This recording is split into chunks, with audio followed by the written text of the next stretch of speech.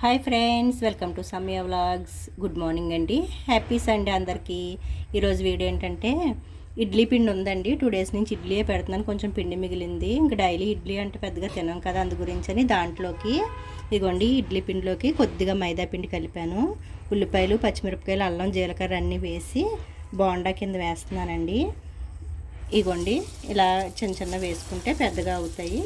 దీంట్లో కొద్దిగా వంట సోడా కూడా వేసుకుంటే మెత్తగా ఉంటాయి, కానీ వంట సోడా హెల్త్కి మంచిది కాదు కాబట్టి నేను కలపనండి దాన్ని.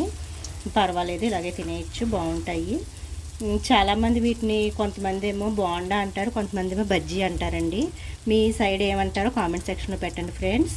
అంతేకాకుండా వీటిలో మనం ఉల్లిపాయలు, పచ్చిమిరపకాయలు వేయకుండా చిన్న చిన్నవి ఇలా చిన్న చిన్న పునుకుల కింద వేసుకున్నాం అనుకోండి, ఇవే చల్ల పునుకులు అవుతాయండి. ఉల్లిపాయలు అవి వేయకుండా చట్నీ వేసుకుని తింటే చాలా బాగుంటుంది.